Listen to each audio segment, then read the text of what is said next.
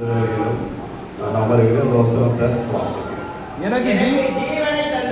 எனக்கு ஜீவனை தந்ததுமல்லாமல் தயவும் எனக்கு பாராட்டினீர். உம்முடைய பராமரிப்பு அல்லேலூயா, சத்தமா அல்லேலூயா. எவ்வளவு அருமையான வசனம் பாருங்க. எனக்கு ஜீவனை தந்ததுமல்லாமல் என்ன சொல்லுங்க, தயவையும் பாராட்டினீர். உம்முடைய பராமரிப்பு என் ஆவியை அல்லேலூயா சொல்லுங்க. அல்லேலூயா. 3 வருது பாருங்க. அவர் சொல்லுகிறார், ஆண்டவரே நம்ம பிள்ளைகள்லாம் பராமரிக்கிறோம், நம்ம குடும்பத்தெல்லாம் பராமரிக்கிறோம், அதெல்லாம் ஒன்றும் இல்லைங்க, எல்லாம் இழந்து போயிட்டார். ஆனா அவர் நம்மையும் நம்முடைய குடும்பத்தின் பிள்ளைகளையும் ஊழியத்தையும் பராமரிக்கணும். அல்லேலூயா சொல்லுங்க.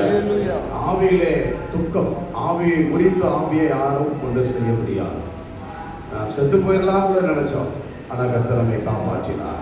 பெரிய நோய்கள், அதான் பாருங்க, எனக்கு ஜீவனை தந்ததும் இல்லாமல் தயவையும் சத்தமா சொல்லுங்க, சத்தமே இல்லை அல்லேலூயா சொல்லுங்க.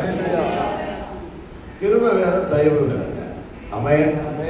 கிருபை தகுதி இல்லாதவர்களுக்கு கிடைக்கிறது தான் கிருபை. தயவுனா என்னையா, சுத்தமா ஒதுக்கப்பட்ட சூழ்நிலை, யூஸ்லெஸ், எந்த சகோதரி ஒன்றுக்குமே லாய்க்கு இல்லை, இந்த ஊழியர் நீங்கள லாய்க்கு இல்லாத ஆளை கொண்டு வந்துதான் தகுதி உள்ளவர்களாய் நிறுத்துகிறார். அல்லேலூயா.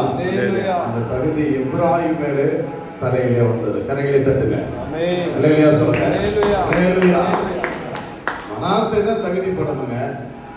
ஆனால் கர்த்தர் அவங்க அப்பா தாத்தா உள்ளத்தில் பேசி எப்ராயிம் தலையில போய் கை வச்சுட்டார். ஐயோ ஐயோ ஐயோனாங்க பாருங்க. தகுதி இல்லை, ஆசீர்வதிக்க முடியாது, ஒதுக்கப்பட்ட ஒரு சூழ்நிலையில் இருந்து கூட வலது கையை அங்கே ஆசீர்வதித்தார்.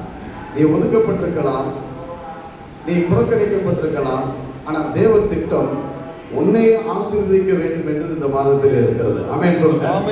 புரிந்து அல்லேலூயா சொல்லுங்க. நான் சொல்ற வசனம் ஆதியா 48:13 நீ வாசிப்பாரு வீட்டில் போய் 13:14 கிராஸ் ஆயிடுச்சு. பிளஸிங் உங்களுக்கு கிராஸ் ஆகும்.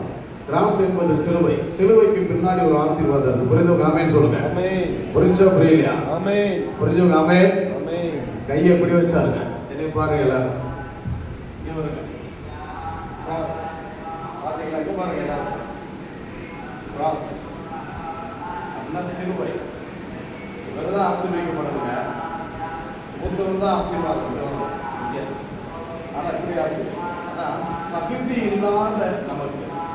ஸோ எப்ராயிம் தகுதியே இல்லை, ஆனால் எனக்கு எல்லாம் தெரியும், சும்மா இருப்பா யோசிக்க சொல்லிட்டார்.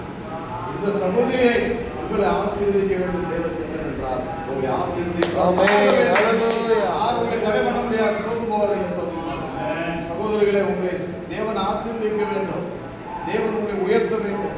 ஊழியர்களே, உங்களை தேவனாய் கர்த்தர் மேன்மைப்படுத்த வேண்டும் என்று அவர் திட்டம் வைத்திருக்கிறார். உங்களை நிச்சயமாய் ஜீவன் தந்ததும் இல்லாமல் தயவோ பாராட்டினீர். எல்லாரும் சொல்லுங்க, தயவையும் பாராட்டினீர். தயவு, ஆமென். ஜீவன், ஆமென். பராமரிப்பு, ஆமென். ஆவியை காப்பாற்றுகிறார். ஆமென். தட்டுவோம்.